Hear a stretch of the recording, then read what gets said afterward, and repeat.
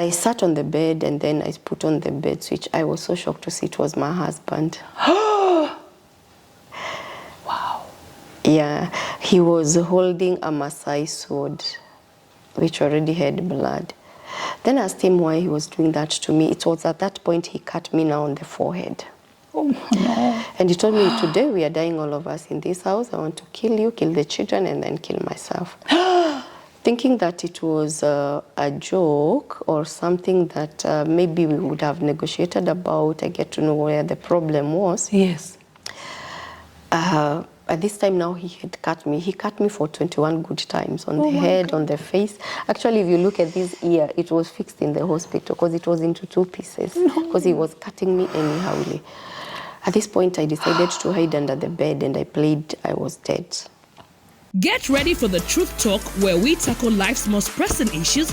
Join us as we explore universal challenges and seek solutions that transcend borders. Hello, Lisa Mwangi, your girl again on the Truth Talk. And this time we have an exciting episode. We're here to learn. If you're there, just take your notes and we're ready to learn. So before I move forward, I just want to introduce our guest because I know some people, somebody once asked me, Lisa, please, we want to know who that person is. So let me go direct. So tell us who you are. Let our viewers get to know who you are, what you do. Yeah, everything about you, a little history about you too. It's also good. Thank you so much, Lisa. Yeah. I'm so excited to be here and to be on your show.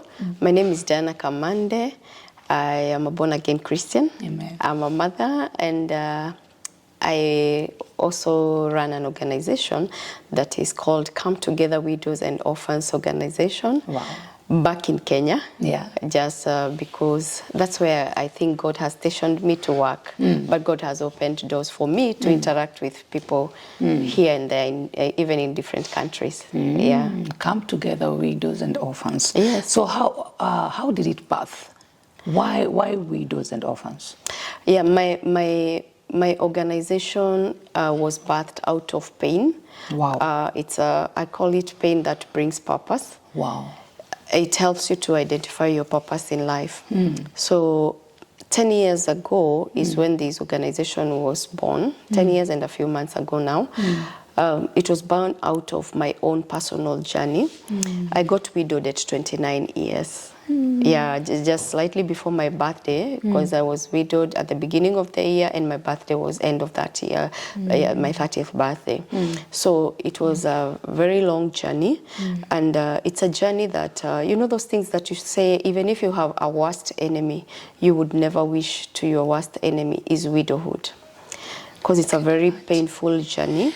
And now, not just widowhood, mine was a different one because I was widowed out of domestic violence.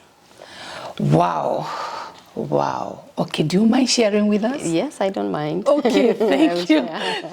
Thank you. Welcome. Yeah, so I got married when I was young, and also this was our 10th year in marriage, because I started dating this guy when I was in college. Okay. So one day I woke up in the morning and I went to visit him as he had asked me. So I'm just going to be very brief because dating and everything is a long story. So when I went to visit him, we started chatting. We were dating when I was going to college because he was a matatu driver by that time. Okay. So I would meet him on the way. He would give me some lifts, buy me lunch. It was a very long story about dating. Yes. Then one morning he just tells me to go and visit him. Okay. I tell him I'll do it on Saturday. And that's how I got married. You know, I went visiting. I went visiting one day and I got stuck there for about 10 years. So it was not a journey. It was not the way you plan that I'm going to get married. Okay. I just found myself married. Yes. Yeah. Wow. So we stayed there together, and within a few months I was pregnant. And this is how my firstborn daughter came about. Okay. Yeah. Then we continued in this relationship. Now, you know, I am already a mother. Yes. There is no way you're stepping out. No. So our marriage journey was not bad. I think we were just meant to be together because this person that you stay together, especially now you're 5 years in marriage, 7 years, 10 years, where do you go? You just continue staying with this person. Yes. So we continued staying, and I think when my firstborn daughter was about 4 years, before she was 4 years, I was pregnant again. But this time, now I didn't know because I wanted to go back to school. We had a discussion that I needed to go back to school. Okay. So when I was just about to go to school, back to school, we had that conversation, but he told me I could not have gone back to school again. The reason was he had gone to see his doctor, and the doctor had told him this use of family planning can affect me. So I was so shocked, like, how is this going to affect you? Affect me? Yes. And why did you go to the doctor on my behalf? I think that's something we were supposed to discuss. Yes. But nevertheless, when he told me, out of trust, I just decided, okay, I think I can do it. Okay. Yeah, so I decided to stop because you had planned, our plan was to have 3 or 4 babies. Yes. And then now here, the doctor has said the use of family plannings can affect me. Yes. So this is how I immediately stopped family planning, and I found myself pregnant again. Yeah, I understand. So my dream of continuing with school was shut down there. Wow. And I was like, I think I needed to see how to go back to school in future, but this time I am a mother of 2 children. I have to take care of my children. Yes. So that's how I took care. I started becoming like almost a full-time mom at home, but at the same time later on I got a job because at that point I was training as a teacher, and teaching course doesn't take long. So immediately I got married. It was after the graduation because it was not taking long. Yes. I had gone first of all as an ECD teacher. Okay. Yeah. So after that, we continued to live very well, taking care of my children. Yes. I started attending. There was a certain volunteer work that was happening where I was living. So I used to go. I remember there was a time one of the pastors came and said, you have potential, you need to come and attend a certain training. And that's how, after the training, I was endorsed by a certain NGO that was coming up. Wow. So even now, at the time that I'm now coming to face the situation that led to my widowhood, I was already working in that NGO. My children at that time were big enough, and I would say we were a bit settled in life. Yes.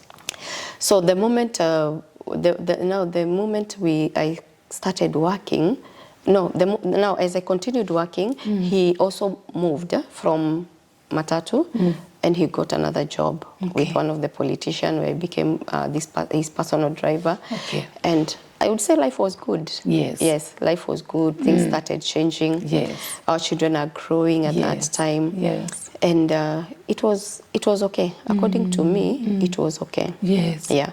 So by this time, maybe at about now 8 years in marriage, we are doing very well. My firstborn daughter is already in school. Yes. The younger one is not yet in school, but I've started sometimes to leave her in the daycare as I step out for work.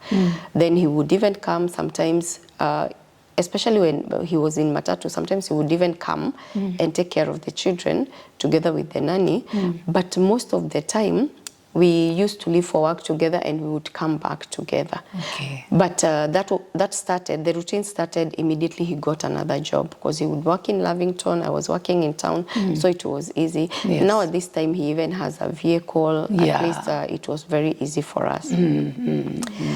But the most unfortunate thing was, I think my marriage had some red flags which I never saw. Okay. Yeah, some of the things that I came to realize later, even after his death. I came to realize that one of the things is that my husband, despite being so loving, he had another family that I never knew about it. Oh, no. Yeah, actually that one I came to realize when he was already dead. No. Yes. You never noticed nothing? No, I never noticed because we lived for 10 years with him. Yes. And he had lived with this lady. They had even a baby boy. Wow. They had lived for 8 years together, and us, we had lived for 10 years. Remember? So it's as if, yeah, you yes.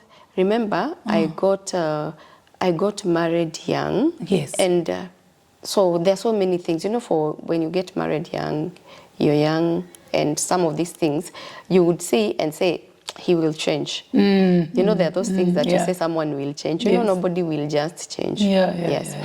So the other things were like, he was like, there was a time, that one I never saw it was a red flag actually. I realized when the counselor told me that was a red flag after he had gone. It was about the issue of even taking me back to the kitchen like 5 times, telling me to iron again and again. Like, you have ironed, and he would tell you to repeat the same shirt like 5 times. It's not okay. Yeah, like, this tea is not hot enough. Can you take it back? And sometimes you take it to the microwave until the time you're bringing it, it's halfway the cup. But you still have to do it. Yes. Yeah, you know those things that you tolerate, but you're not supposed to tolerate. Yes. But then he was still this cool man that you would not have thought, anaweza nikosea kweli. You know, the time that you even ask yourself questions and you're like, sure. Yeah. So I think the whole thing, there was a foundation that had red flags that I think I ignored, to a point where I was not even allowed to go visit my parents very often. And if I did, sometimes he would have told me to come back. We agreed that I'm going home, I'll spend. And even actually once, when my daughter was still very young, I remember he came back for us. Yet we had agreed that I'm going to spend at home. I think he was in fear of somebody who could have told me, or I share with someone, and then I come to learn that whatever I was going through was not okay. Yeah. Wow. And you tolerated all that? Yes, I tolerated. The reason being, I was still very young. Yes. And also, I think for me is that the way you hear from your parents, and mostly it was my auntie actually.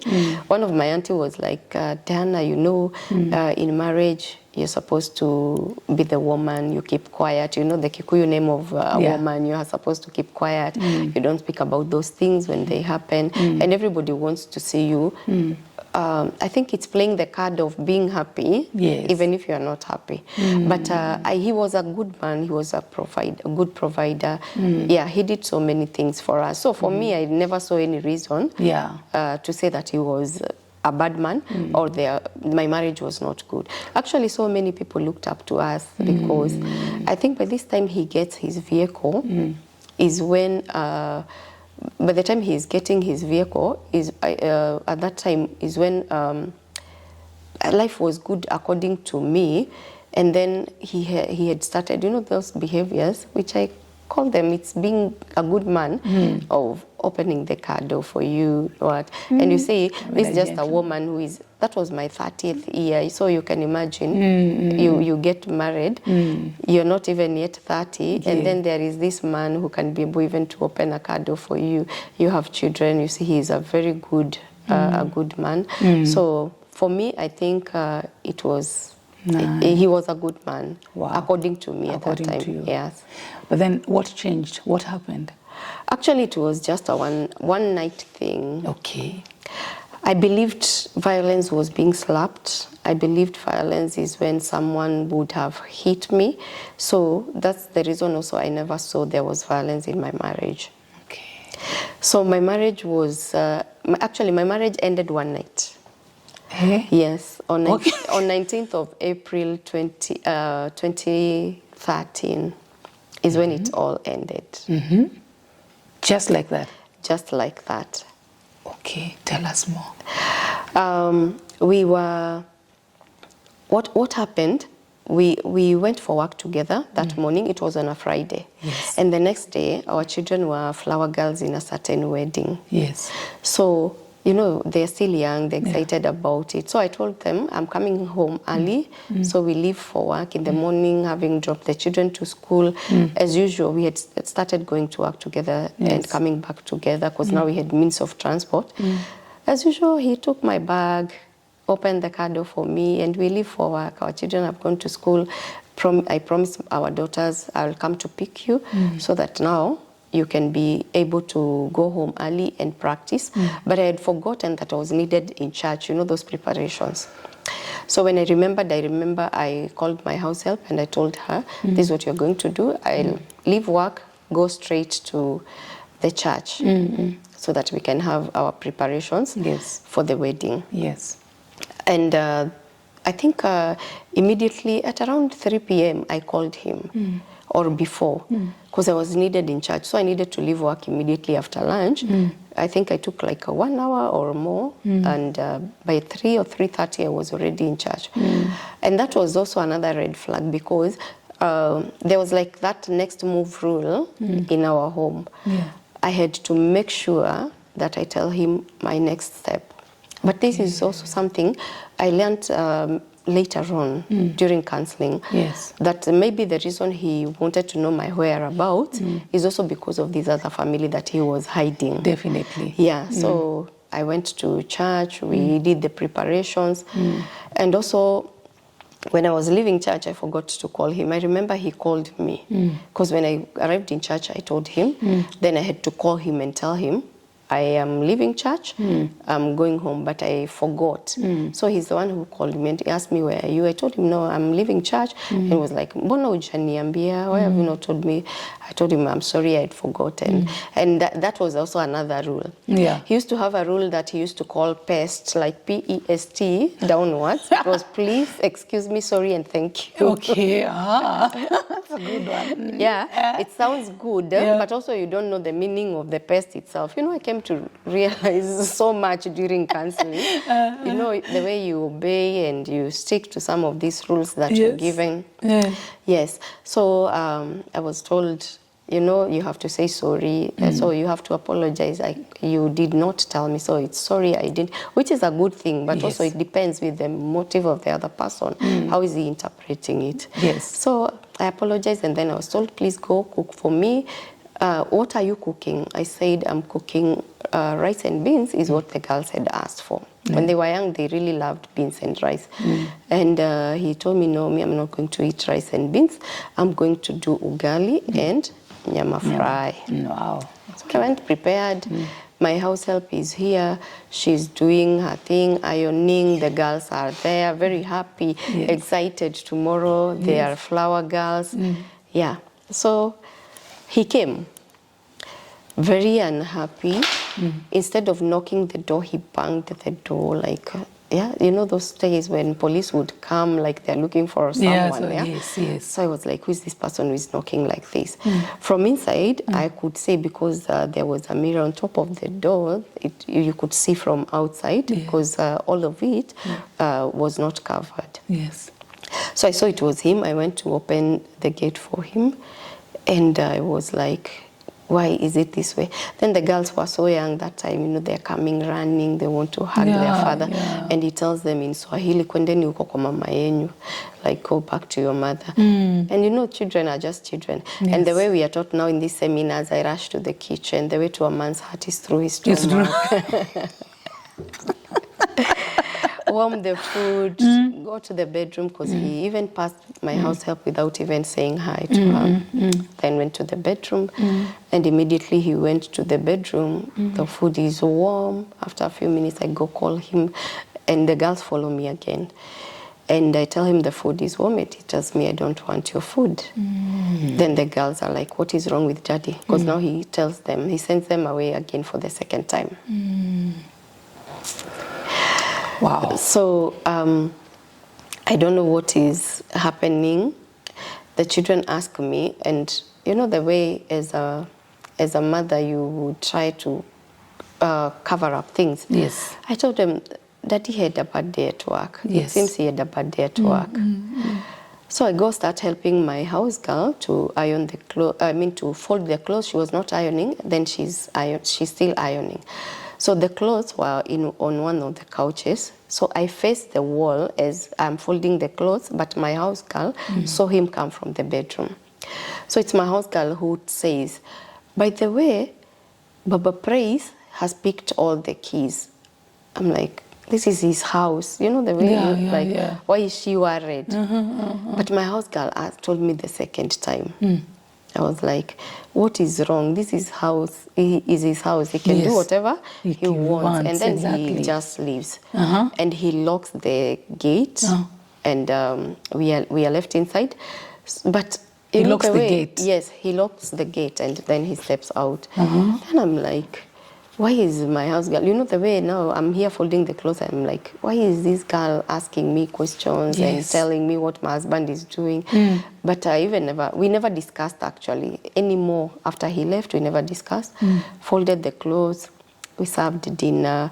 The girls were excited about the next day. They went to bed. Immediately we prayed, they went to bed. Then my house girl keeps me company for some time. And later on, she decides to go to sleep. So I wait for him for a few more minutes or so. This is after I have done a call. First time, second time, third time, they were all unanswered. I sent him a text message. This particular evening when I decided to go to bed, I remember I slept like a very young child. I never had him come back because he could have accessed now the living room door from outside because I just closed. But the kind of that door was a door you could have opened from outside. So he came in, he opened the door and he came to the bedroom. I had not also locked the bedroom door. But I didn't know it was him. By the time I realized somebody is in the room is because I felt so much pain on my face. If you see, I still have some scars. Yeah, I have some scars that are clearing. So I felt so much pain and my mind told me this is a thief. So I was like, hey, thieves have broken into my house when my husband is not in. Then immediately, I think I was cut the first time, cut the second time. Then I decided I need to switch on the light and see these thieves because we can negotiate. I'll tell them maybe they can carry the electronics or they can carry the money that we have in the house so that they don't continue harming me. I sat on the bed and then I put on the bed switch. I was so shocked to see it was my husband.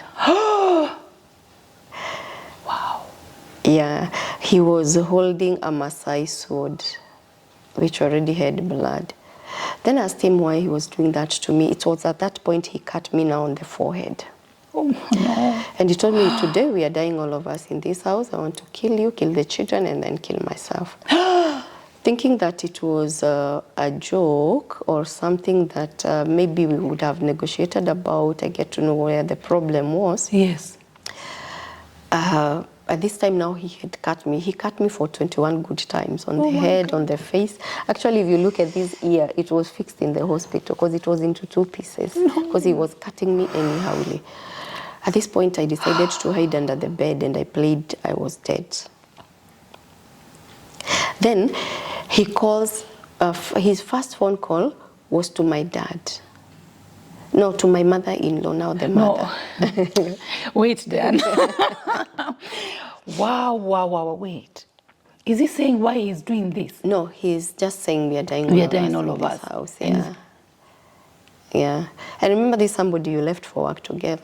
This is somebody you met when... Yeah, because we met when I was 18. This is my 30th year when you're expecting that, I think,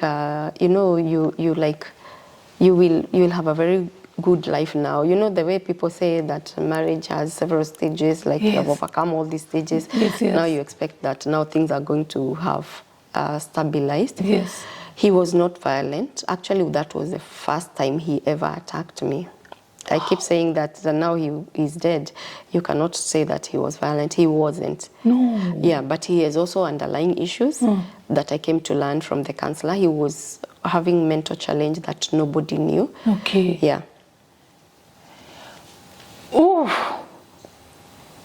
Okay, so you played dead? Yes, I played dead, and he starts calling. The first phone call actually was not to my dad, it was to my mother-in-law, now the mother. That I've killed my wife, I want to kill the children, and then myself prepare for graves. Where? You know, I'm still playing dead. I am Yes. not talking, I'm not screaming, because at this point I had screamed, I'd shouted, my house girl had tried to come and open the door. It was completely closed. Oh, You know, yes. he left with all the keys. Yes.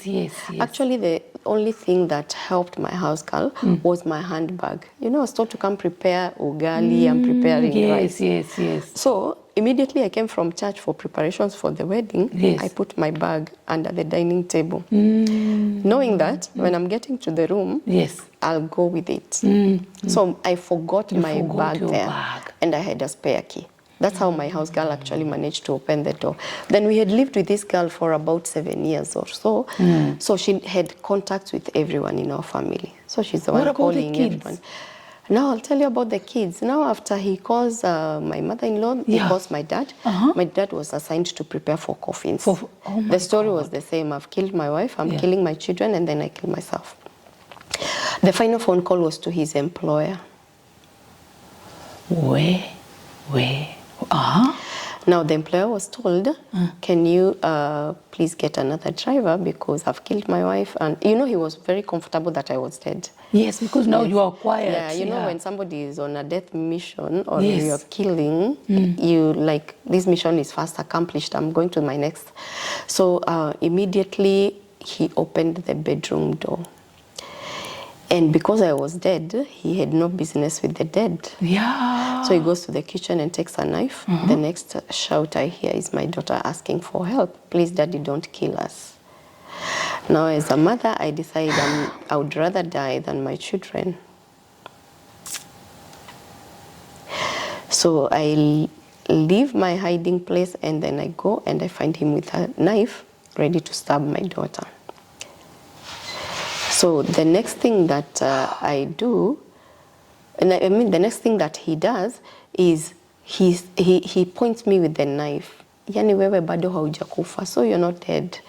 And he shakes and then the knife falls down.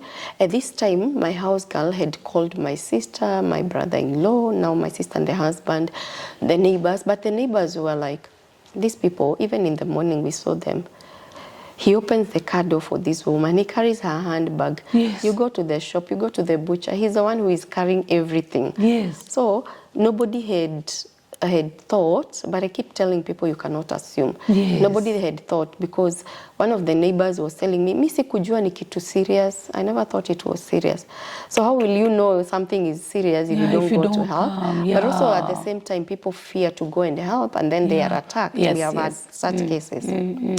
So I was not like I had grudges with my neighbors that they didn't come to rescue me. Yeah. But now my house help had managed to reach out to my sister. I remember my sister had just delivered her baby. Imagine her using a motorbike 2 weeks, barely 2 weeks after a C-section. I keep saying it was a lot of love. Yes. Together with her husband. Yes. Let's just take a break because this story really needs us to digest. Oh my God, we are coming back after the break. Get ready for the Truth Talk, where we tackle life's most pressing issues. Join us as we explore universal challenges and seek solutions that transcend borders. Welcome back again. Let's continue with this. Oh my God, it's sorrowful, it's hurting, it's very sad. But at the same time, I'm excited because you're sharing this, Yeah. and I know that your life story will, it's actually impacting life out there. And my goodness, let me not even talk more. Please continue. Yeah. So my house help managed to reach out to my sister and my brother-in-law. Yeah. So my sister and her husband, they didn't buy any time. Yes. They decided to come immediately. Yeah. She had just delivered. So imagine someone sacrificing her life 2 weeks after her C-section. It was a lot of love. When they came in, they never wanted to negotiate because they arrived at this time now. I've gone to my children's room. Yes. So there were no negotiations, nothing. And my brother-in-law took my firstborn daughter and carried her, and my sister carried my younger baby. And you know, the children were so traumatized, crying, screaming. And my brother-in-law told me he didn't know the magnitude of the cuts and how I had lost blood. Yes. So he was like, now he's carrying my daughter, my sister is also carrying the other one. He was like, Diana, please follow us so that we step out of the house and then we can see if one of the neighbors can help you. Yeah, but what, let me take you back. Yeah. What happened? Now when they came, how was your husband? How was he calm? No, he didn't want to talk to anyone. They also didn't want to negotiate. You know, they have seen me with a lot of blood. Yes. And I remember when my children saw them, you know, it was time to be rescued. Yes. So they really clung on them and nobody was willing also to have any negotiations. You know, when someone is very angry and you don't know how to handle the situation, I think rescue comes first. Yes, yes. So at this point, I was not able to follow them to the end because by the time they're stepping out, now he has gotten hold of me. And they're also fearing, you know, there's somebody who had a sword and also a knife. Yes. So they are also fearing. And this sword was left in the bedroom. Now, for my children, he had a knife. So my sister and my brother-in-law have stepped out. At this point, he has gotten hold of me. I even don't have enough strength to scream. I've really overbled. Yes. And he really managed to pull me again back. Now, between the bedroom to the toilet room, there was a corridor. That's where he had left the sword. Just as you are entering our bedroom, yes, I saw the sword there. He picked the sword and now wanted to cut me on my neck. It's that point I decided to block. This hand of mine is fitted with 7 metal plates. Because actually, you see this? Yes, yes. He cut me. When I was being taken to the hospital, this part of my arm was like hanging. Because I'm fitted with a metal plate that cannot be removed here. Yes, yes. Yeah, so my brother-in-law immediately realized I'm not seeing Diana behind us and left the babies now with my sister, I think, with the house girl, from what they told me later, because I was not there. Came back now to the house and managed to ask one of our neighbors to come with him. Yes. Immediately my brother-in-law arrived. He cut my brother on his hand and he pierced my right side breast. What? So it's my neighbor actually who managed now to rescue me because my brother-in-law runs away for his life. Yeah. So our neighbor, he carried me and he told me, whatever you're trying to do to Mama Praise, we are going to do it on you. I'm going to lobby the neighbors and we shall do it on you. Kindly leave Mama Praise. So he carries me and gets me out of that house. By the door, now by the living room door when we are leaving, he points me using the sword and he tells me, you go die in the hospital, I'll die here. And true to his words, when I was taken for first aid, at that time the neighbors had managed to call police, but I was not taken back now to the house because I was critical. And I was rushed now to the hospital, to a main hospital, because I got first aid, and then I was rushed to Grunanak Hospital. I think between us getting to Grunanak Hospital, he had already killed himself. But I got the news the next day. Because I was rushed to the theater about 7.5 hours under the knife because of the head injuries. Yes. I had to be taken in for surgery. And around 1 or 2 p.m. now the next day, because I think this was about midnight. So the next day I had been taken back to my room, my hospital room, and I was okay. I could even handle the phone at that time. But I think it's after that phone call when the doctor now decided to take away the phone from me, because I remember one of his former workmates called me, who was one of our family friends, and told me, I'm so sorry about what happened to you. We've heard the story, but don't mind, he killed himself. So that's how the news broke to me. And I think you get to that point when you've gone through something. My major concern was me and my children. I don't think I was being selfish, but I think my self-care had turned to me and my children, especially after having seen how hostile he was. This is somebody who we knew each other when I was 18. We didn't even get to date for long. By the time you're 20 years, you're already in this person's life, very young. I had the baby for him, and not one baby, 2 babies.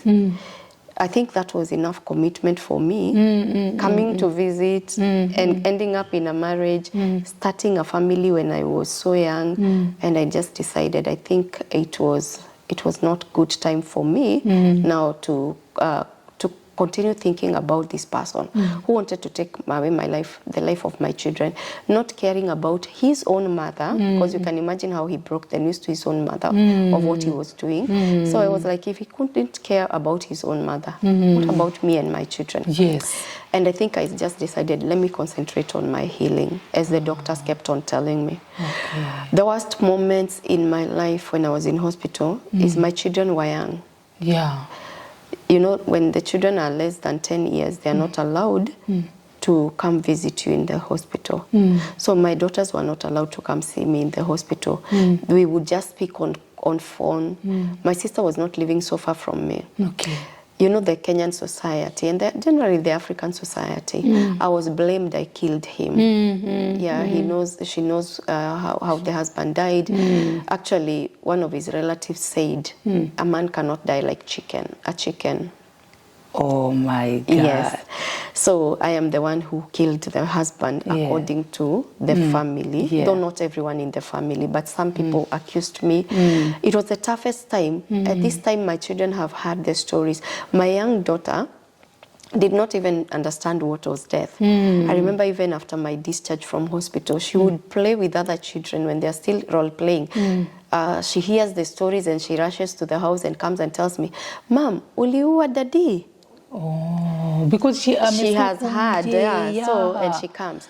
And then as she continued learning, I remember she came at some point when they're just playing with other children and she's like, Mom, kwani, hao watoto baba yao hawezi jiua? Oh my God, yes, and then you hear it, you're in the house. Yeah. And then nimwambia baba zenyu wajiue kama dadi yangu. So for her, or rather to her, death was something to make fun about. Yes. So you can imagine how innocent she was. My firstborn daughter, at least at times she could understand, but the only thing that she had was just tears. But I thank God we were able to take the children through counseling with the help of our church. I really love my bishop, though he's late now. He really helped us. Wow. He understood what we went through. He together with his family and especially his wife, they were there. Sometimes I would wake up in the morning in the hospital and the first people I would meet were my father, my brother, and my bishop's wife. Sometimes I would wake up in the house after I was discharged. The trend was the same. I remember my brother calling off his semester. I had a very good support system of people who really supported me. My family took care of my children, my mother, my sisters, everybody. They really stuck close to them. I remember my brother-in-laws and my own brother. They stepped up and took the role of father figure to my daughters. So it was painful, but at the same time, I had these people who really embraced me and embraced my children. Wow. My children had questions, Yes. but they had right people whom they could have asked questions. You know, it becomes so difficult when your children and yourself, you have questions, but who are you going to ask? So my children were surrounded by people they could have asked questions. Even if these people did not have right answers, they had the right consoling words for them. Exactly. And also the same was with me. Wow. So I go through 3 surgeries, head surgery, hand surgery, breast surgery. I overcame. 2 months down the line, I am fully discharged. At some point, I requested the doctors after the surgeries, I wanted to be with my children. Yes. I could not have bared it anymore where my children are crying and crying at home, crying on phone. So I just decided, let me go. They have been told everything. They have been called names, children of a murderer. But at the same time, I'm their mother. No matter what I do, no matter who I am, I still remain their mother. I wanted that assurance to my children. So I was with my children for some few days, then I was supposed to go back to hospital. And this was important for their healing. Even the counselor intervened.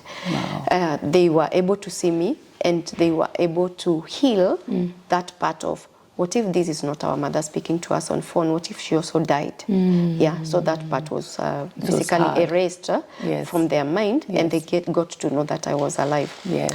So when I was fully discharged, it was another journey. And another difficult one. Part of the family members, they decided we have to seek justice for our late brother, our late cousin. She killed our son. Don't tell me. Yes. What? So the next thing is a court order. I cannot court order, move. exactly. Yes, I cannot move out of that house. Yes. Because it's a scene of crime. Yes. The next thing was, we are suing you because you killed our son. Yeah.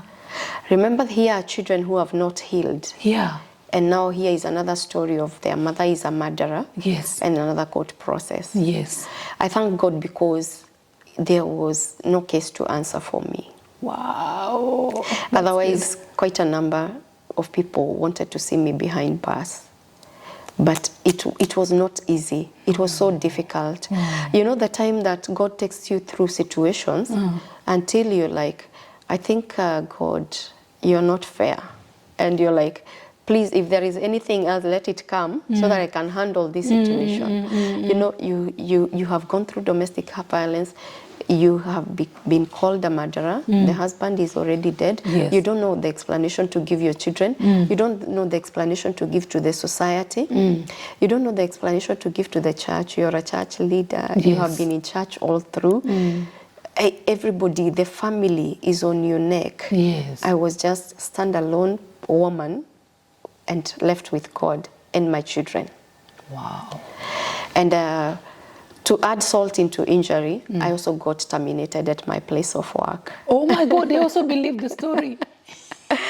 So it was, you know, tragedies. I think tragedies or calamities, when they're coming, they come, They flow, I think like, they a flow river, like a river. Yeah. like this. Yes. But my God, Yes. but at this time now you are strong enough. Yes, I'm and, strong enough, but true. at the same time, these things are happening one Yeah. after the other, one after the other. Remember, this is the time I need my job so much. Yes. I had physiotherapies because, you know, when you're fitted with metal plates, my hand was not totally functioning. So I had to go for physiotherapies. Yes. Every session costed, I think, about 3,000 and something. You're now here as a widowed woman Yes. who needs to take care of her children. And as a mother, the children need education. Yes. They don't need excuses. And this is their foundation stage. Yes. You have to shape their future at that point. Wow. There is nothing that was as difficult sometimes as seeing my children go without food. That was the worst time of my life. Wow. Yeah. It really pricked my heart that I was a woman who was able to provide at some point, but I could not give food to my children. Oh. Yeah. It was so painful on me. I hate. And I remember one time that made me shed tears, finding my daughter eating from the trash bin. Oh no. Yeah. You know those plastic bags, the black ones? Yes, yes. Yeah. I found my daughter pretending she was role playing and she ate from that bin. It was so tough. Yeah.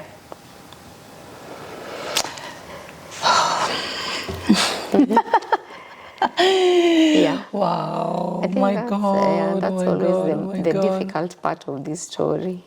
Yeah, Yeah. I can imagine. I can imagine. Oh my God. But you know what? I'm so, it's a sad one, but at the same time I'm excited because God normally takes us in this difficult situation, and right now at least you have another story when you talk about your daughter. I can see, is she the one who is with the you? younger one. The younger one. Yeah, this one understood. The younger one, she's in Form 3 now. She's in Form 3. Yes, she's a big girl. I'm sorry. No, it's fine. It's fine. It's fine. Please. It's fine. It's fine. Actually, it's the part I always avoid in my interview. I've mentioned it in my book. I've mentioned it in my book, but I have not put it. I think I've put it out there in one or two interviews. Yeah, it's a part that breaks my heart. Wow, yeah, I I don't understand. think there is a mother who would want to see their children No. It happens maybe to the street families. Yes. But yes, I think for us, when you're alive and you know you can provide, yes. it's very, very it's, difficult. Yeah, it's hard. Poleni. Oh, I don't cry. No, I don't no, cry it's on okay, interviews, it's but when I okay. mention that part, Oh, yeah. it becomes so difficult for me. Wow. I'll trash it later. Yeah. It's fine. Yeah. So we can continue. Yes.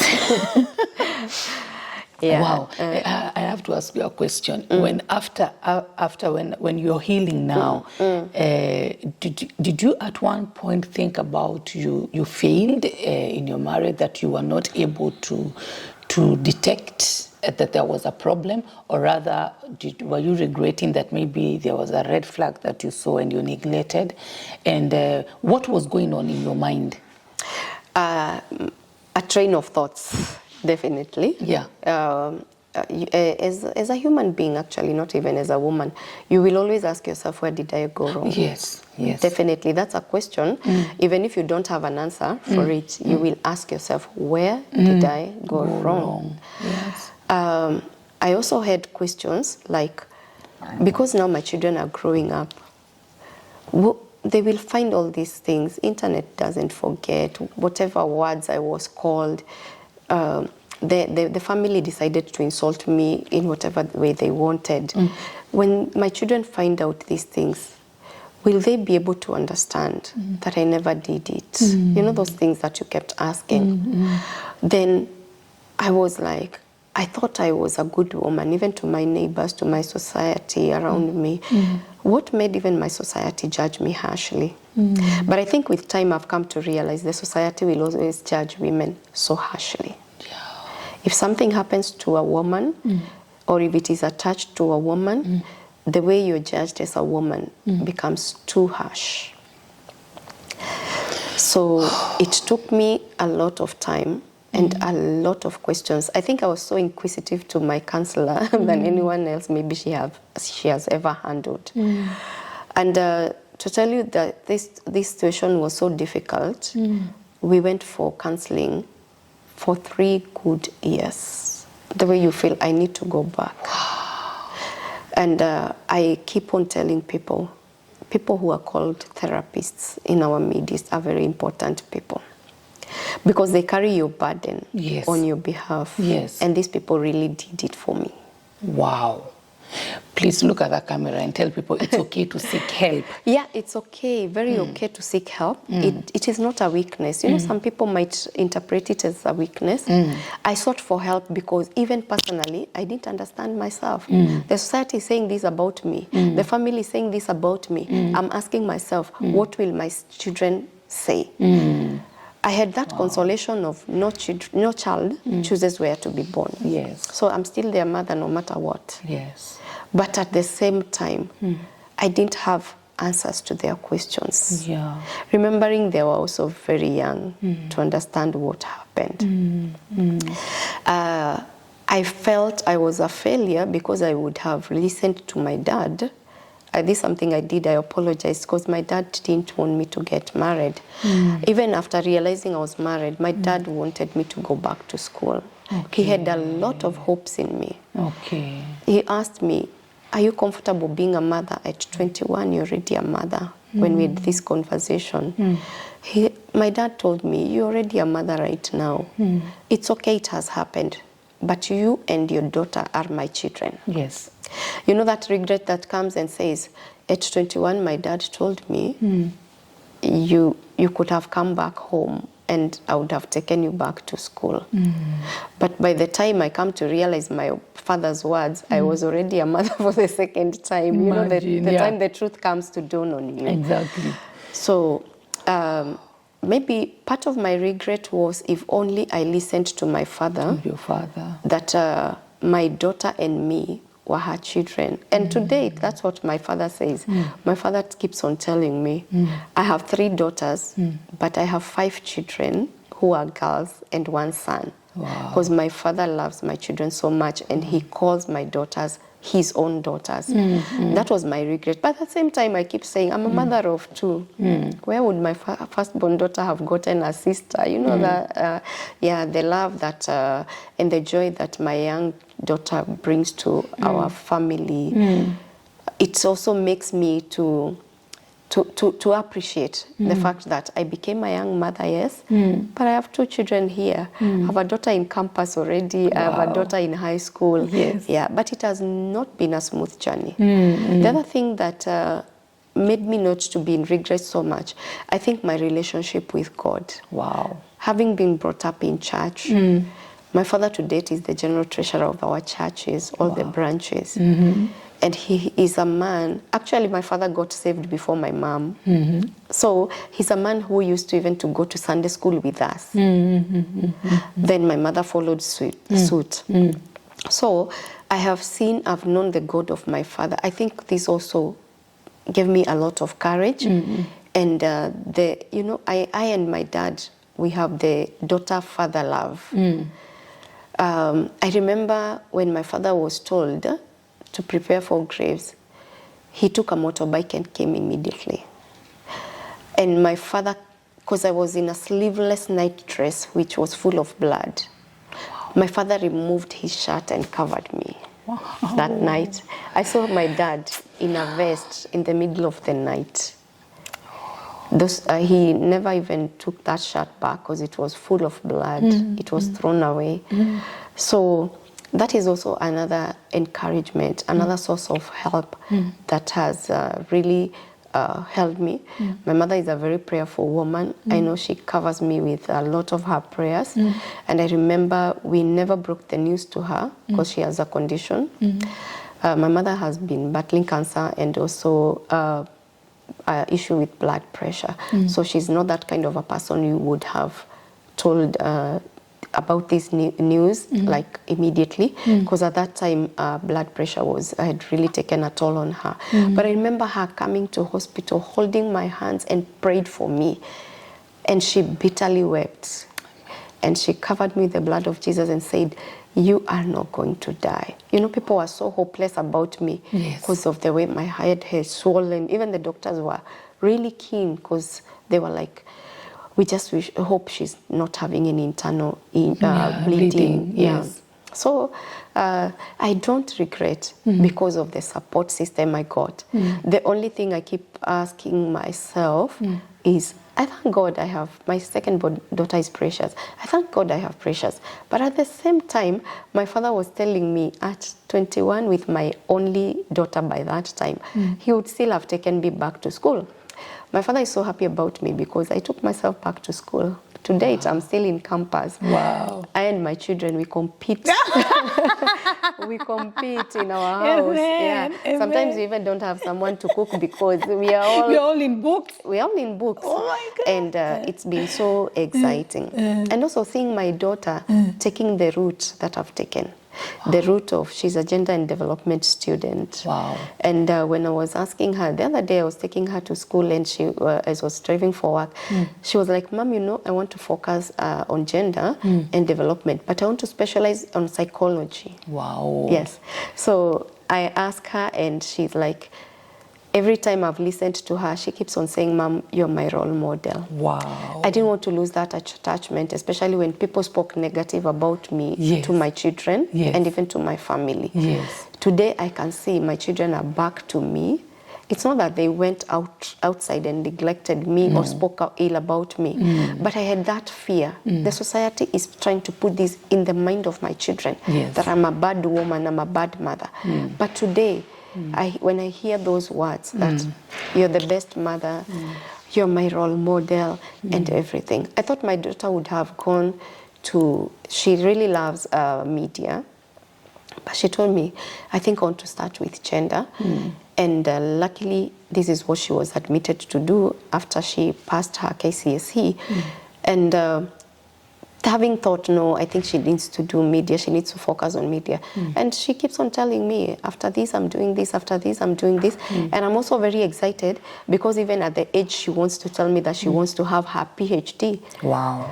Welcome back to Lisa Mwangi Show. And I'm telling you, hey, this one you have to, sasa chukua chai, kaa chini vizuri, usikilize. Now, I believe you've met so many women in your life and in your line of duty. So maybe can you just highlight a little bit, like 3 or 4, what are the reasons they give in the challenges they face or the challenges they find themselves in? Because my line has been that dealing of widows so much and those who have survived domestic violence or they have been in abusive relationships but they were not seeing.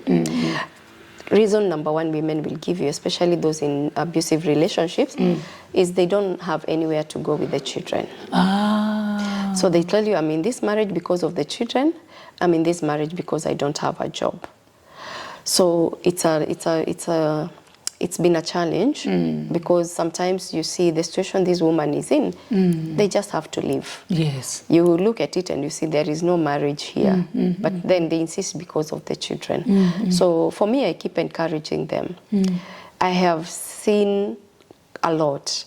I think at the age of 30, my mom was telling me during my birthday, because I was still healing, that whatever you have gone through, even me as your mother, I don't know if I can comprehend with whatever you have gone through. So for me, I always encourage people that it is okay to leave an abusive relationship.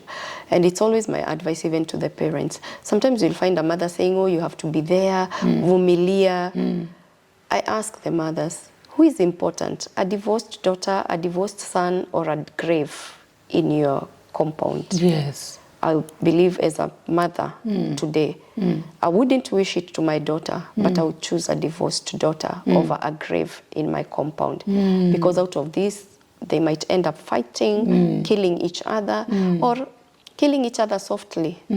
Depression creeps in, and when it gets in, we end up losing one of you or even both of you. And then here we end up with orphans or even children who are brought up in this dysfunctional family. Then they might end up becoming street children or orphans. Yeah. Wow, you're doing a good job. Thank you. And how far is it? When did you begin with your Actually, my foundation began like immediately. Immediately after you healed? Yes, immediately. The same year I became a widow is the same year I began the foundation. I was not beginning this foundation because of anyone else. And I think that's why it is strong to date. Yes.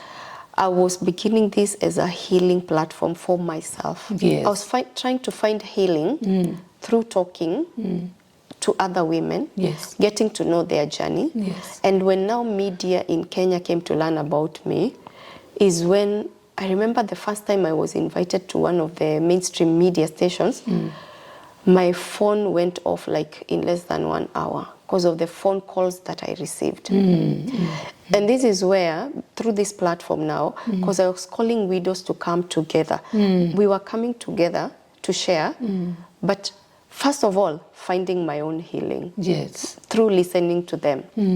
Then I found out this platform became a platform where they could articulate their issues. Yes. Because they're not getting this space back at home. They're not being allowed by the society to pour out what they were going through. Yes. Then the widows go through a journey of loss and grief. Everybody is like, you accept and move on. You can get married. You can. It is easy said, but it is so difficult. Yes. I keep telling people sometimes it depends on how you are widowed. It depends with your spiritual background. It depends with a lot of things. Then if this woman happens to find herself in this second journey of being married as a widow, they start comparing this husband even to the late husband. Or they start experiencing violence. Yes. Then as a society, what do you expect? You expect to, as a society, you start telling this woman, oh, you cannot keep a husband. That's your husband, why your husband died. Maybe this is what you are doing to your husband. And sometimes this woman has not even finished going through loss and grief. So for me, this platform became like a school to myself and even to women who were like myself that time. Women who were in so much grief. What we're doing, We do a lot of loss and grief sharing. Okay. We also do a lot of advocacy. The issue surrounding widowhood, the issue surrounding gender violence is an issue where you have to speak a lot about it. Try to see what gaps are leading to women going through this. I keep on mentioning women because they are the people I deal with so much, but I also interact with men in this journey because they are widowers. Through these interactions, I came to learn we have to champion for the rights of these people.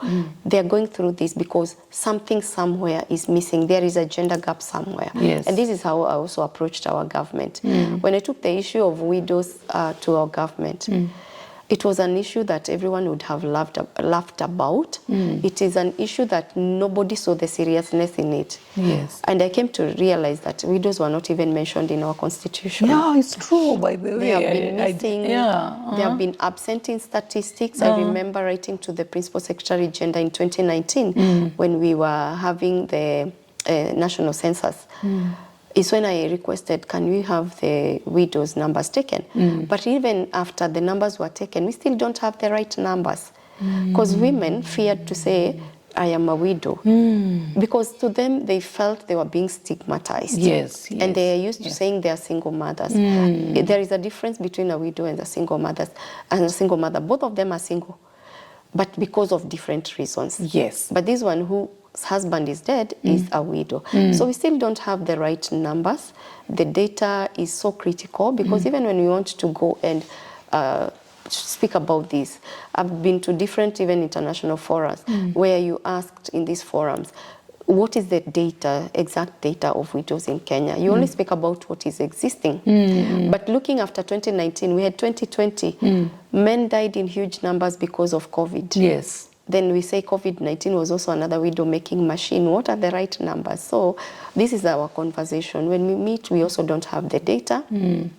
But one thing I am so excited about our government is that they have already picked up the issue. We are not where we were when we were starting. And also the challenge was everyone was looking at me as a very young woman who would be pushing this agenda with a different hidden agenda, like maybe you want to be recognized by government, you want to end up in political seats and everything else. Some of the widows even thought maybe I was using them as a platform so that I could get into politics. But 10 years down the line, they still see me here championing for the same agenda.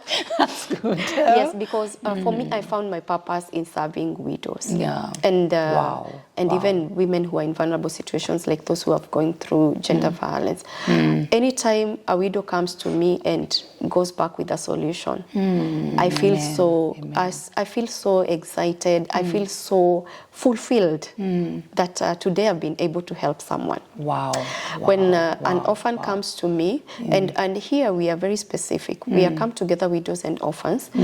There is a reason we don't deal with every orphan. Because Kenya has a lot of orphans. Yeah, that's what I wanted to ask you. What about the data for orphans? Because I believe it's huge. It's very huge, especially even in the Lake region, like areas like Homa Bay, because of also those issues to do with. We have also found a challenge of widowhood that we find fish for sex. The issue of fish for sex, the whole issue about widowhood. Because I've tried to do research. It's a very wide area that has not been. So many people have not thought about it. Research has not been fully done in that area. So we deal with orphans of our widows. Okay. We are very the specific. Ones now you guys. Now our women, it was a challenge. When we lost the first widow who was very active, then here we found ourselves, hey, we have total orphans. The father was gone. The mother is gone. How do we go about it? Yes. We cannot be able to cater for everything, but we have a program that we call Shaping Futures, Shaping Destiny through Education. So we are shaping a future here of an orphan who doesn't have a mother now, doesn't have a father, but you can give education. So we purely support our orphans through education. Wow. By February this year, by February around 15, we had 131 children. Wow. Yes. Yeah, this is the year actually we have enrolled 18 orphans in high school. Some are total orphans. we also support some of the children of the widows who are in very, very vulnerable situations. We are not able to speak about these situations because it would be like stigmatizing. But the cases we handle are orphans, are children of widows who are bedridden of cancer. The mothers cannot go to work anymore. You find some of them even have just been given a few months to live. So we have a few of those cases. We have also a few cases of those parents who are widows in our networks who have come out and shared their status about HIV, and you find truly they cannot be able to work because of those opportunist diseases when they arise. So those are very critical cases that we deal with. So the 131 children, about 40 children are not orphans. So we have about 89 children or so who are total orphans, or I cannot remember the exact number, but I know about 40 children are not total orphans. But when you look at those critical cases, the mother has been given 7 months to live because of cancer. Then how do you expect this woman to be educating her own child? So this is how we have come in, we have stepped in.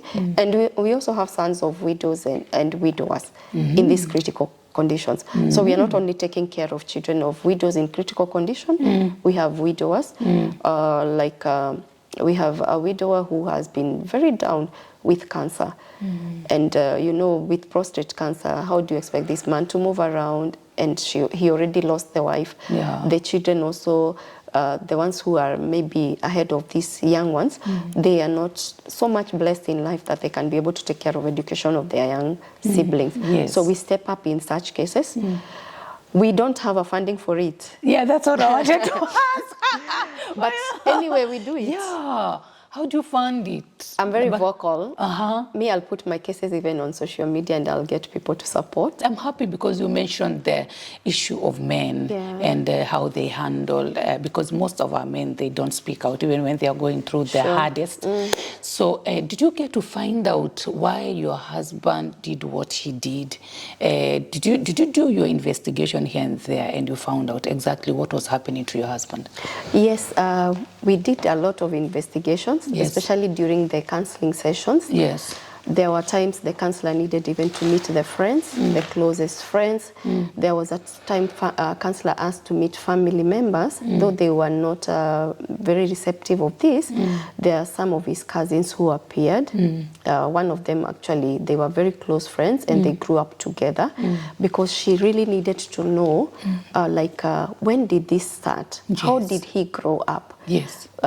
What kind of parents were bringing him up? She asked a lot, the nature of work. Was this family a happy family, or there were issues, there was domestic violence in the family? So all this, by the end of the day, the counselor was able to put it together and give us a report. So from this report is when we realized that he was mentally sick, but he never knew that he was mentally sick. Actually, I came to learn from one of his friends that he had started even abusing alcohol, something that I didn't know. He used to be a regular traveler. So it's the friend who told me. When he came back home, he was very much okay. Wow. But there was that time I remember I sensed that he could be taking alcohol, but he really denied. So there was no time that the friends really noticed that he is having a problem, or maybe he's taking alcohol, and maybe talked with him. One of his friends said it's something that they had shared. He even asked him to go and see a counselor. But for him, he was trying, because now the friend was not drinking. Now his friend has started to drink. So he was like, because we have been keeping very good company, of not been drinking, why have you started this? Is there anything that is disturbing you? And he encouraged him to go and see a counselor who was also one of, now his friend's friend was a counselor. But he said, mimi ni mwanaume. So this thing of men feeling that they are men, it's true they are men, but you cannot be a man when you're suffering. You are a man But when suffering, please remember you are a man, but you should not be suffering. You need to seek for help. I think that's what I would basically tell the men outside there. Even when time comes to cry, you're a man, but you're human. Yeah, so I think for men, they should let that human part come out. Because if maybe you're burning or your finger is burning, you'll definitely have to remove it from fire. Yes. So I find this happening so much with women. Women will sense very fast and tend to draw a boundary about that issue or get help. Or because women, even when you go to fetch water, they go to fetch firewood, they go discussing. This is, sometimes we are told you're discussing your husband, but women are trying to vent out. But for men, they'll just keep quiet about it, and this is where the problem starts. Yeah. What do you think we should do with our men? Men should normalize talking. Wow. They should normalize sharing what they are going through. Yes. They should normalize just keeping company that will help them, because now if you're going through a situation and the company you keep is the company that tells you you need to get into drugs, now you're making the problem worse. Yeah, because on top of the problem that was there, you have just added another problem. Yeah, men needs to get out there. I hope the regular posts we see about men's conference on Facebook does it happen or is it? I hope it's true. Recently, I saw Stephen Leto of Citizen took it up on himself. Actually, he's always called the chair for men's conference. Yeah. I support him on the issue of bringing men together. I support him because I saw him do something somewhere, I think in Kisii, with men who are boda riders, and it was a very good session. Because men, I don't know, if men meet, not unless those ones who are used to taking something and they go doing their nyama choma and their alcohol, those are the ones maybe you'll find meeting. I don't know if they're even very strong chamas for men, like the way women do merry-go-round, table banking. I don't think they're. Yeah. Wow. Men should normalize meeting, sharing, and once they share, they should be sure that it might leak outside there, because that's what men fear.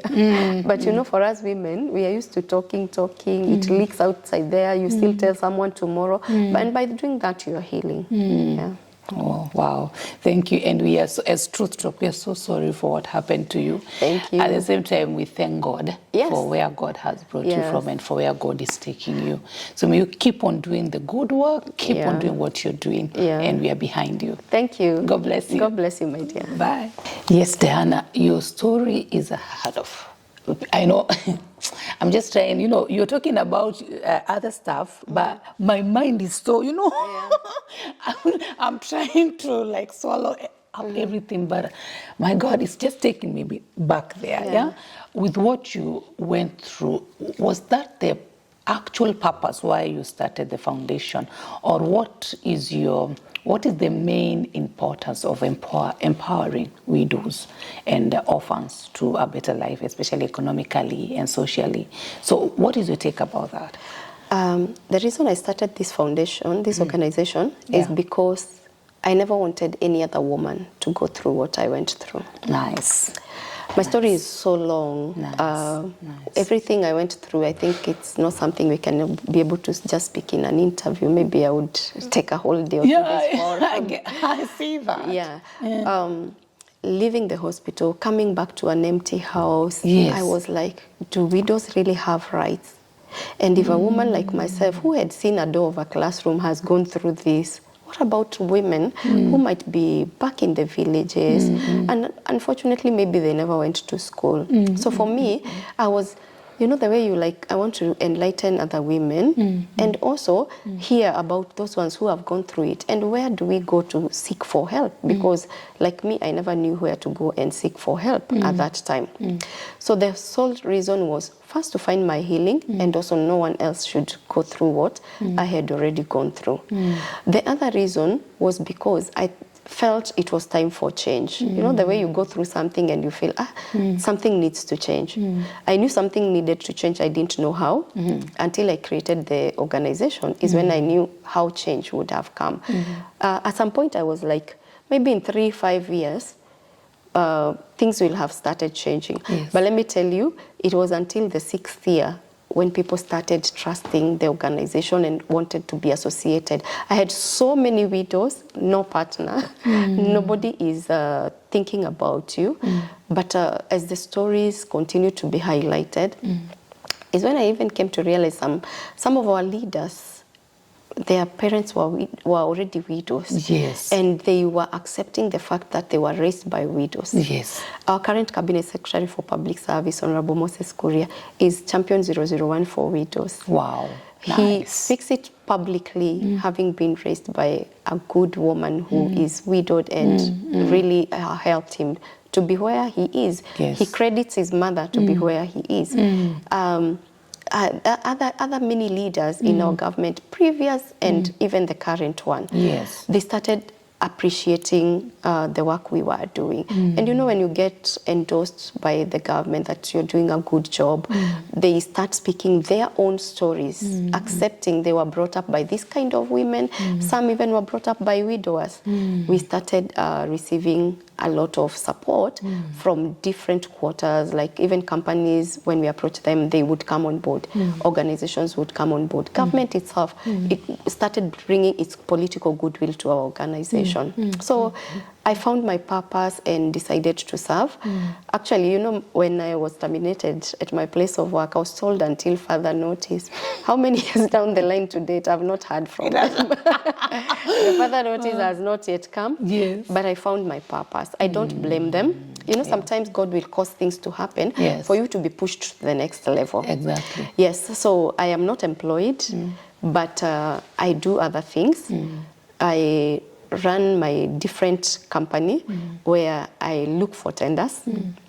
I supply quite a number of things, and most of the things that I supply a lot of tissues and serviettes to hotels, to different companies, schools, offices.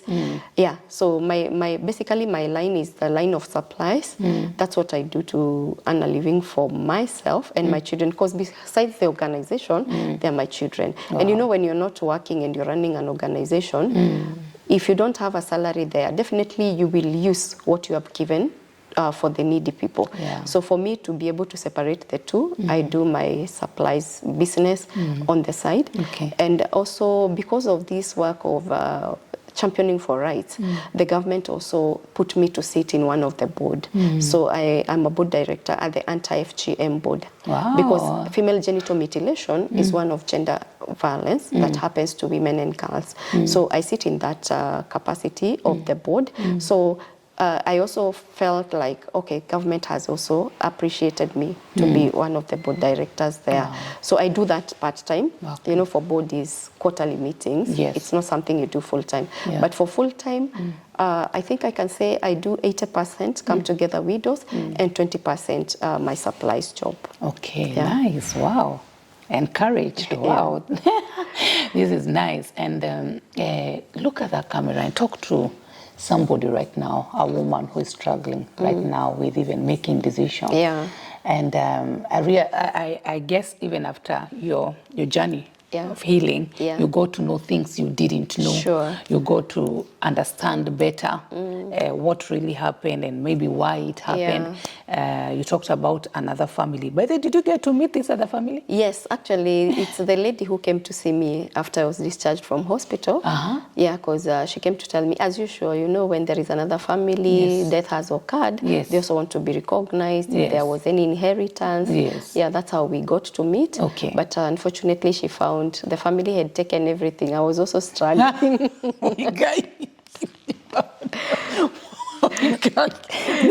So we met two people who have been disinherited already. Okay, there's not a laughing. No, it is. You know, but it's funny. You meet and already you don't even have anything to do. No, we didn't have anything to share because at the time I'm getting to know her. You know, when she came, this boy, a very handsome boy, and when I looked at this child, I keep saying even if we were to move to court, maybe the judge would have called me the foolish one, because when you look at the picture of my late husband, it was a cut copy paste of him. Like you didn't need DNA. Yes. I saw he was called Richard. I saw a young Richard in him, even the way the cowboy was standing. Yeah. Yes, but we never quarreled. God helped me to sober up. Yes. Because I don't think it was the woman's mistake. No. Even if she knew I was existing, I think the person who approached the woman is the one who was wrong. Or if he approached the woman and he thought it was not wise to tell me, I think he was still wrong. Though I'm not advocating for it, but I found it was not time to quarrel.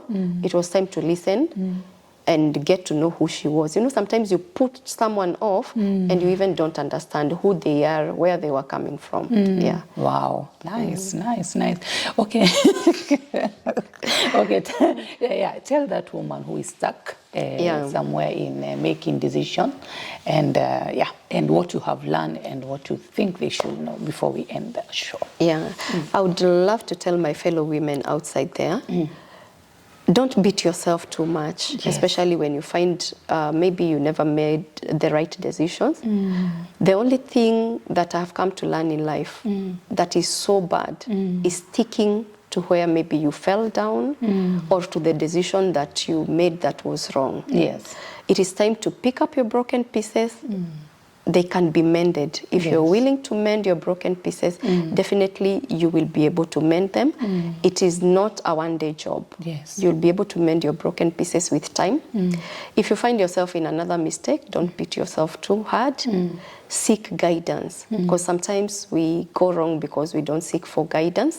But above it all, I always say, trust in God and do not lean on your own understanding, because most of the time we go wrong when we make decisions without involving God. Yes. But even if you get yourself there, please don't make a foolish decision that maybe you want to end your life, you want to end the life of your children. There is always a second chance in life because our God is so merciful. And to the men who are outside there, it is okay to speak, because this is what I've found out with men. Most men don't speak, and that's why they end up finding themselves into stress. It escalates to depression. Then this depression leads them to mental illness, and then by the time they are speaking or by the time they are going to their graves, nobody knew what was affecting them. So it is always important to speak. Do not be ashamed of your story. Do not be ashamed of your pain. Wow, wow, wow. Do you think if you knew the problem your husband had, would you have helped him? If he was not violent at that time and I knew, I would have helped him. Okay. If he was violent, or I realized if he didn't kill himself, I always say I would have not given him a second chance. I love being very honest, like going back to marriage with him, but I would have assisted him to get help. Then now I declare, after getting help, now I would have told him, now that you have been helped, I don't think we can live together. You know, when someone tries to kill you, I don't think trust is already gone. Yeah. Wow. Are you fully healed, or are you haunted sometimes? Because I think it's a big trauma. No, me, I healed. You healed Kitambo. And I forgot about it. You forgot completely. Yeah, actually, the very painful part of my story is when I remember my daughter ate from a trash can. That is the only part that really, sometimes I find myself, was it the situation or was I a failure? I think that's what I try to fight with in my story. But anything else, and especially I think after finding my purpose, I am just okay. I'm just okay. Nice, nice. And how is your relationship with your husband's family? The relationship died. Died completely? Yeah, it died. It was a conflict death, then it became a natural death. But I have two of his very good cousins who still check on me, who still appreciate us, and they want even to meet their children. Anytime they have asked they want to meet their children, I do it in my office. Yeah, because they were very supportive. Even when the court process was ongoing, everything, they were very supportive. Actually, even at some point, they were like an outcast from the family. You know, these people who have been in the village, then they come to Nairobi, they start a different life. Sometimes you find because of the people interact with, they change their mindset. So these are kind of people that the cousins are. Yeah, even like when the children close school, they're like, when are they coming? Can we come see them? So I disconnected from bringing people home, but in the office, you know, that's a neutral place. And then they have goodwill. So they'll come, I order for lunch, we eat all of us together. They have some good time. Then if they were bringing some gifts for the children, well and good. If they are not, we say bye, it was good to bond. We call it a day. But at least you forgave them. No, forgiveness was my first step towards my healing. Nice. Even for my children, I spoke to them when they started learning. And that's why even when I share, my children will not be crying about it, because I told them it was important to forgive. But we forgive, and we also drew some boundaries. Nice. I'm happy you talked about men, because somehow we forget about our men when you're talking a lot about our women. But what is your take about polygamy? Personally, I don't advocate for polygamy as a person. I know so many people are advocating for it outside there. They say our law in Kenya has legalized polygamy, but being a Christian, I follow the equation of God. One man, one woman, 1 + 1 1. Wow. It's difficult when you don't get to know that your spouse is unfaithful, because when I asked you, or rather you said you never had a clue, like you had another family. So I'm wondering, how can we help our women? Because it's not either good for our women to like be, checking being on their husband's phone and checking, following up, their whereabouts and everything. So what do you have to tell women? Because we, in a way, we have to find out these things. But not in that. We have to find out what is going on. It's a very difficult question, but I would answer it as Diana. Yes. I don't think it's easy to put up with a polygamous man. For me. Yes.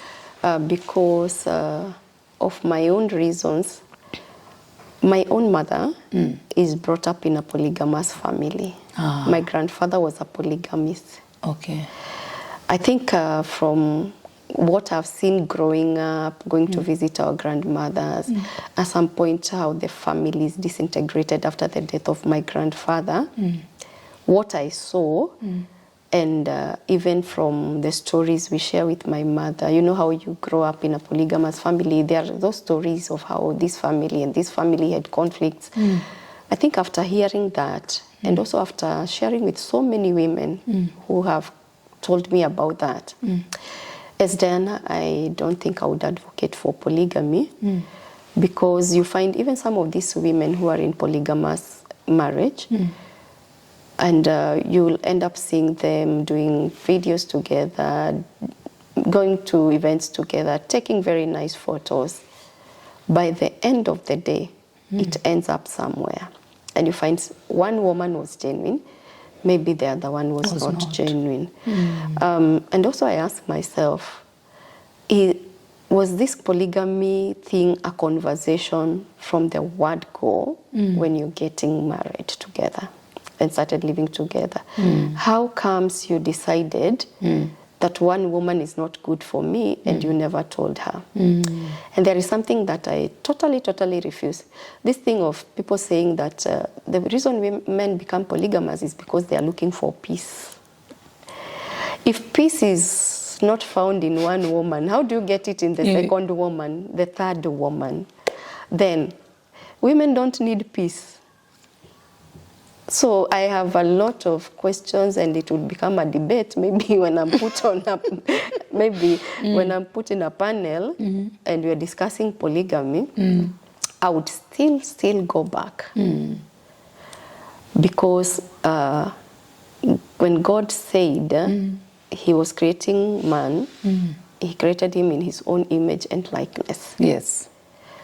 So if we look like God, I think we should follow the rules of God. Yes. Because when God went to the Garden of Eden and found Adam lonely, God did not create Eve's. He created Eve. So I think my way of thinking, I would argue it from a biblical point of view. Because I've also seen people saying, oh, the people in Old Testament were polygamous. I think Old Testament opens with Adam. And that's the beginning of Old Testament. Yes. So why don't we stick to in the beginning, what God did in the beginning? Because the book of Genesis is about the beginning from chapter 1. Yes. So why should we start going to look at what David did, what Solomon did? And people even try to argue out with David. But look at David. When David realized that what he did with even Uriah was sin, what did he do? He went back to God in prayer. And I think somewhere in the book of Psalms, David says, God creates in me a pure and a contrite heart. Yeah. David goes ahead and says about how the word of God is the lamp that guides his feet. Which is the word of God? This word that still tells us when God found Adam very lonely, he created Eve. Yes. So I think at some point we are losing it. We're trying to sugarcoat a lot of things to show the society that polygamy is good. I wouldn't say those who are saying is good, they have their own reasons, but my own reasons, I would like to look at life the way God looks at it, and God gave us a manual. He gave us the Bible. Yes. I think that's our manual where Yes. we should always refer to. Yes. And for those men who are embracing polygamy, I would just love to tell them the truth. Most of your women are not happy about it. Yes. Sometimes they are doing it to just to keep you, and that's why you'll find you've lived with your husband after the children are grown up and you accepted polygamy and they have all been taken through education. Maybe that was the most difficult for you to do as a mother because you didn't have a job. The wife just leaves. Yeah, so That's true. for me, I'll still stick to God's formula of marriage. Me too. Great. Oh, nice answer. Oh yes. my God, nice, best answer ever. Yeah. Thank you so much. You're Thank welcome, you so my much, dear. Diana. And I wish we had enough time, Yes. but I know I'm requesting for us part 2, part 3, We will do part it. 4. We will do it. Because I feel you have a lot, and we need to, because Truth Talk is about creating awareness and just impacting life there and giving them information. And this is the kind of information actually this generation needs now, because there's a lot that is happening, and some things we just sweep them under the carpet there. And as you're speaking out loud and clear, and as it is, these are kind of conversations we need to have actually, like often, and empower our people. I'm so happy with the work that you're doing. Thank you. And Truth Talk is part of you. Wow, thank you so much. Truth Talk is part of you, and we hope to work together. Thank you. And I'm also encouraging every Kenyan that is watching me here in Sweden, in Norway, in Finland, or all over Europe, please, you're welcome to take part in this beautiful, beautiful journey. May God bless you so much. But before we end, please look at that camera and give us your last shot. Then we end the show. Yes. Oh, thank you so much. I would call upon everyone to make sure that they follow you on your YouTube channel. Yes. And also, I would love to encourage each and every person that in everything that we are doing, let's get to know that God is watching. Amen. Yeah. God is watching. God is watching. Yes. Actually, the cry of my heart lately has been, I want to see like God sees. I want to see like God sees. When God asked Abraham, what do you see? What do you see? And from where you see, I want to see farthest. I want God to elevate my eyes to see farthest from where I am to where, and take me to places I've never been, I've never gone. I want to see farthest. So may God bless you so much. Thank you for staying put. I'm grateful. May God bless you. May you keep on spreading this good news. Like, share, and subscribe. And don't forget to follow Diana Kamande. The details are below here. May God bless you. And see you next time. Post or crown. It means a kiss and a hug. Bye-bye. Get ready for the Truth Talk, where we tackle life's most pressing issues. Join us as we explore universal challenges and seek solutions that transcend borders. Our special guests share their expertise and insights to empower communities worldwide. Stay tuned for thought-provoking conversations that can make a difference in your life no matter where you are.